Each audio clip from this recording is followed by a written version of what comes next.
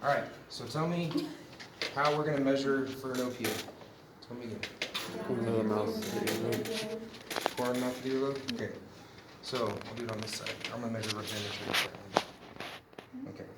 All right, so we're gonna take the tip of this, the corner of the mouth, as well as we can get it, make sure that it's right about the bottom of the earlobe. Okay, we know we've got the right size, right?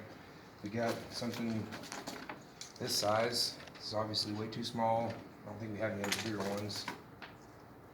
But I mean, you can almost maybe get away with something like this on this dude.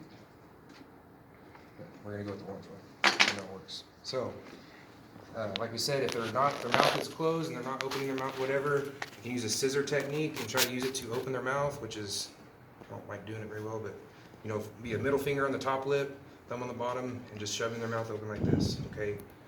I'm real leery about doing that with people. I usually will just try to open the jaw on itself because I don't want, you know, maybe kind of hold right here and open the jaw, but I'm real leery about fingers and mouths. So we'll show you a couple ways we can talk about the 90-degree, like I like to do, which all you're gonna do is just open this mouth up wide enough, stick this almost flat against their face, into the side of their cheek, and as you push it in, you'll feel it want to start turning down into the corner, into the mouth. This is. See how it's resting there on his lips? It shouldn't be sticking out at all. Okay. This one's actually almost too big. But, so, and you can use this to kind of open their mouth a little bit too. I mean, just push it into their mouth, and as it starts to turn in, you don't want to push it in like this, all the way sideways, because now it's stabbing them in the side of the face or whatever. So, after you make it entry into their mouth with it, once you start trying to manipulate down into their mouth, just slowly start turning it, and you can literally feel it fall into place, and then you know it's in, and that's probably the more appropriate size for this dude. But now it's lifting that tongue up out of the way of this epiglottis. You can see it where it's lifting the tongue right here in this throat. It's manipulating that out of the way. So, say he were to gag right now, pull it on out. Yeah. Comes right You out. don't have to do anything. They'll tell you that you've got to do this 90-degree, you know, on the way out crap. But as long as whenever you pull it out, just pull it out like you're going to try to put it into the top of their chest. It'll come right out. Okay. So then she talked about the 180-degree turn. Same concept. I think you got to be a little bit more. That mouth has got to be open a little more. And you got to be careful. That top there will kind of touch that soft palate. Top of the mouth. Yeah. And just if you're going to do this way, just make sure that you're not putting any kind of, you know, manipulation into that soft palate up there, because that thing is real sensitive. So as soon as you come in with it on this way, you almost immediately need to start turning it. So as soon as you break into the plane of the mouth, just start coming in, turning. Boom. Okay. It's whatever you want to do. I like the 90-degree. It's the way I've always done it. If you talk about that tongue displacement, okay, this is what I like to use to pry people's mouth open. If they're kind of almost in a trismus state or where their mouth is locked down, you can just literally just push this in, open their mouth.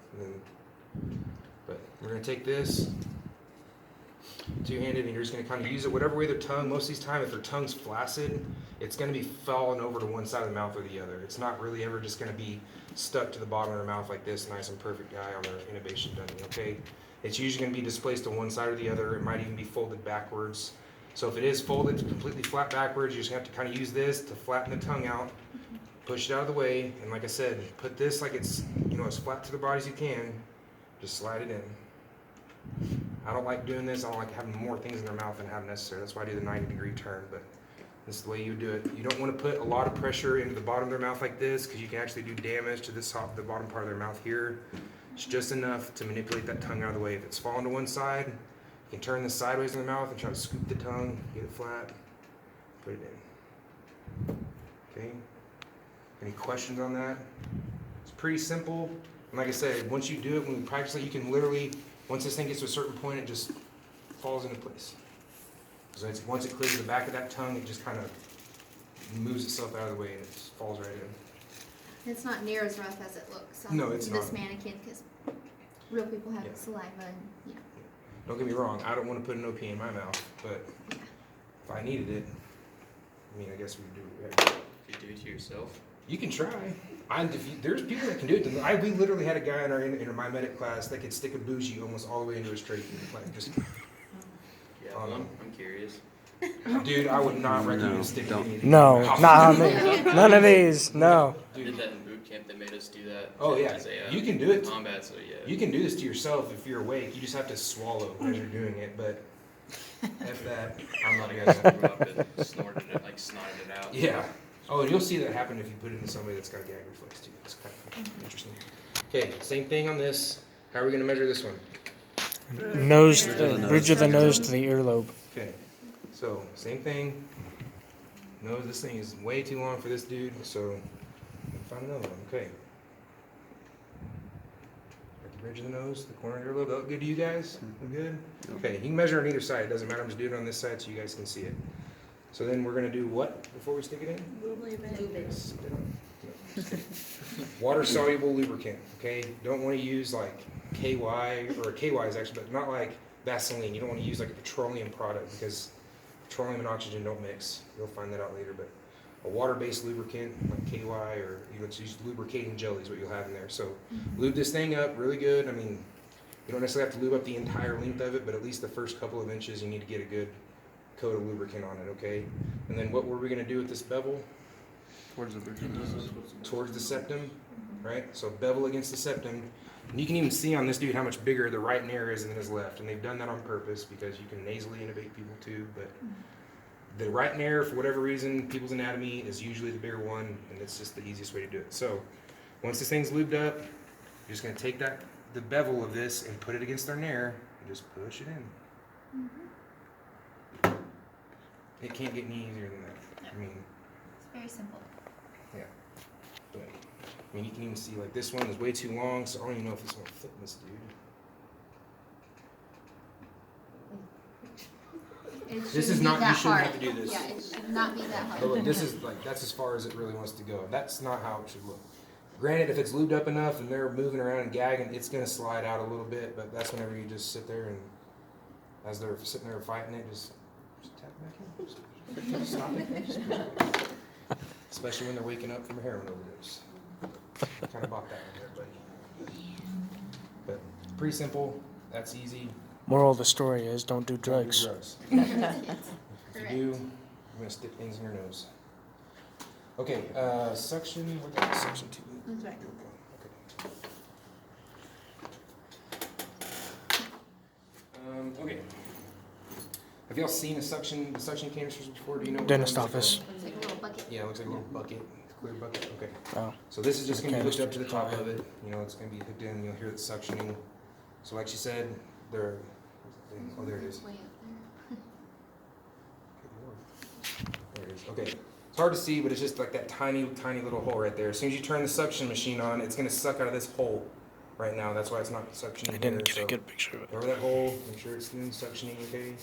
Whatever the case may be, and then we're not gonna insert it while we're doing suction, obviously, but I think it's a good rule of practice to measure from the corner of the mouth until, like I said, until the back about the back of the jaw. And that's usually about that far on everybody, okay? You can use it, and then you can use your thumb to cover that hole, whatever the case may be. However you want to mark it, so that you don't go any further than this into their pharynx, into their oral cavity. Just you don't want to be sticking this in their trachea or down in their esophagus and causing more problems. So you know, okay, we're not going to go past that neck, whatever. So we're going to manipulate the jaw, manipulate the mouth open, however we want to do it. The scissor technique, just trying to pull the jaw down a little bit, make sure their head's in that good smooth, they call the sniffing position. So we've got a good open airway. And we're going to take our catheter, or our suction catheter, insert it into the mouth until the point where we say we're not going to go any further. Start in the corners, cover your hole up, and you start suctioning in just little circles all the way around, all the way into the corners. Get back into the cheeks where you can collect saliva in the back of your mouth. You want to make sure you get into all those little areas and suction, and you'll see all that nasty shit getting flowing out of those tubes. Suction all the way out. Done. No longer than 10 to 15 seconds. I don't know what your book says, 10 or 15 seconds, but it's pretty simple. And you'll suction a lot. I mean, Yeah. it happens all the time. If you think that there's something in their mouth that looks like they could choke on it, suction it out. Don't care if it's spit, food, coke, whatever. Get that crap out of there. The less stuff they aspirate to their lungs, the better off they're going to be in the long run.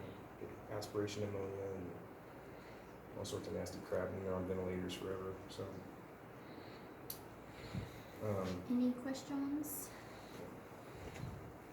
They do have the OPAs in here for kids. You can use these on pediatrics too.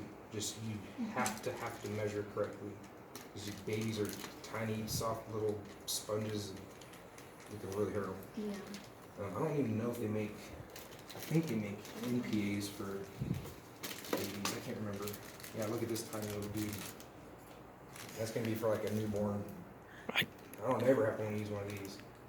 So, but they do make these, and most of the time in the fire trucks, I think we only carry like 4 different sizes, and usually for adults. If there's anything under that that's too small for that, then we're probably gonna be taking the airway over pretty quick. But they do make these all. I don't know if they make NPAs for kids.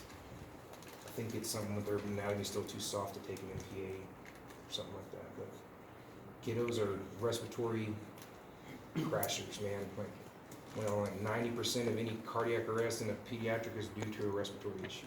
So if you can correct the respiratory issue, you're gonna do all the good. They don't code like old people do. Their heart doesn't give out, but their tongue is huge compared to your tongue. I think stays the same size, like almost like your entire life. So when they're born, they've got this giant piece of meat in their mouth, and they like to just occlude their airway with their tongue, and Yeah.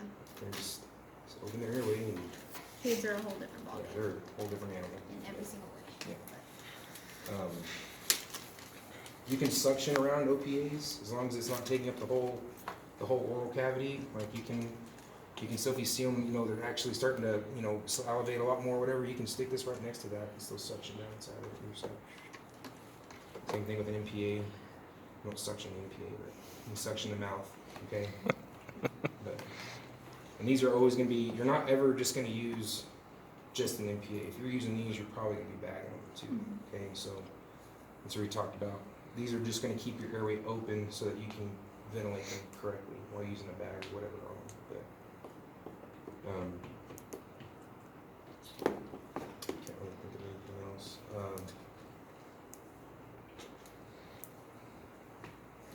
Just remember, MPAs are a no-no for head injuries. You don't want to be the guy to poke a hole in somebody's brain with a piece of plastic because you didn't listen to what we said 17 times in here today.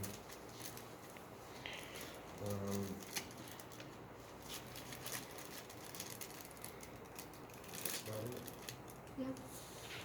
Anybody have anything? Any questions, comments, complaints that I don't care about? Suction, your hole is not covered when you go in. Right. I mean, we're not suctioning on the way in. I don't know why. I think it's something to do with the time frame that you shouldn't be in there suctioning. So like I said, you're actually displacing any oxygen that's left over inside their oral cavity and down in the dead space of their lungs. So that would probably be my reason why they don't want you suctioning on the way in. And then no more than, like I say, you have to look at your book. It's either 10 or 15 seconds. It's the max that you need to be. I mean, is it just like within the cheeks, right? When you're suctioning, Yeah. it could be anywhere. Man, if they're aspirating, their whole mouth is going to be full of shit.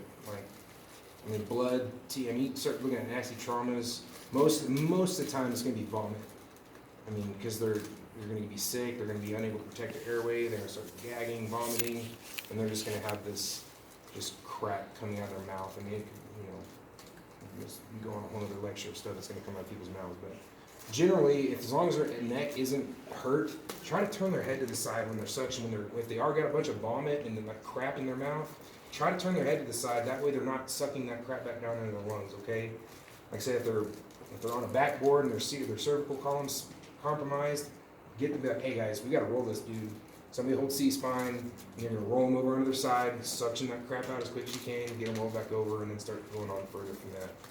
But don't just let it sit there. Be like, oh, hang on, they got vomit in their mouth. Let me turn my suction on. No, turn them to the side and let that crap start falling out. And then you can use this little deal to even, if this thing's getting clogged up, scrape that stuff out of their mouth. They got teeth. You're not going to stick your fingers in their mouth. Okay?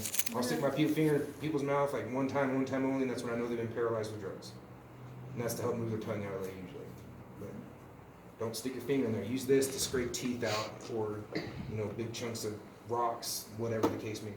You're going to get all sorts of nasty crap in your mouth. But And suctioning is actually pretty important. It should be emphasized a lot harder than it is because, aspiration and secondary pneumonia and stuff like that is all secondary to it. That's the usual biggest killers. So if somebody has a major trauma or if they've been really sick, a lot of times because they aspirated and now they've got pneumonia and all kinds of nasty stuff going on, they usually become septic, and that's the biggest killer of, even if you did your job and you did a good job of what happened, if they still aspirated, then there's a good chance that it's gonna come back on them. So, Taking care of an airway is my biggest soapbox about teaching these classes. Is you've got to be aggressive with these people, especially kids. You get a kid with a compromised airway, you better get your shit together to get going, because these kids crash like that. they're fine until they're not, Yeah. and it happens It's no joke. so fast. An adult can compromise and compensate for a long time on a shitty airway, shitty heart, whatever the case may be. As you get these kiddos, they will compensate like a champ and then just literally fall off the diving board, crashed, boom. And you don't have a lot of time. You don't know how long that's been going on before you got there, so it's not time to jack around. You got to get in there and you got to get aggressive. I'd much rather see you be way too aggressive with something than me have to go, whoa, pump the brakes a little bit. Let's try this first. So, especially if it's me or my family or my kiddo, Rather than letting them crash. yeah, you're gonna have some words. You let my kid crash because you're too afraid or not sure of yourself to get in there and get to work.